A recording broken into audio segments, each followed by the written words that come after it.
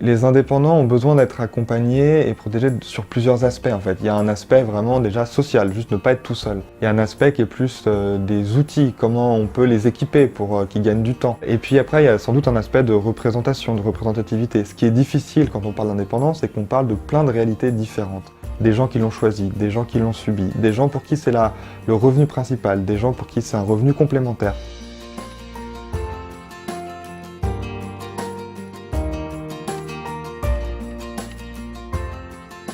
Le rôle, c'est un rôle syndical, c'est-à-dire d'organisation. Notre syndicat, en fait, c'est quoi? C'est finalement un réseau social. C'est le réseau social qui s'est constitué à l'époque où il y avait un seul lieu, une unité de temps et une unité de lieu.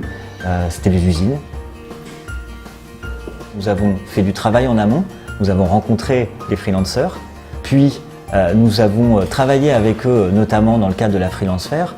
Et puis enfin, grâce à la plateforme Union, qui est une plateforme évolutive, collaborative et qui évolue en même temps que leurs besoins. Voir une initiative comme Union, pour nous, c'est un message positif. Via la CFDT, il y a un accès à un certain nombre d'interlocuteurs auxquels on n'aurait jamais accès tout seul. C'est que les indépendants sont indépendants, donc même dans leur état d'esprit, ils ne se projettent pas forcément dans une action collective. La première victoire, c'est d'être un acteur. C'est que la CFDT est un acteur incontournable au milieu de tous ces travailleurs. La deuxième victoire, c'est aussi de passer régulièrement à des nouvelles versions. Pourquoi? Parce que ça veut dire que derrière, il y a un ensemble de travailleurs du numérique, de travailleurs indépendants qui sont avec nous et qui font évoluer les choses.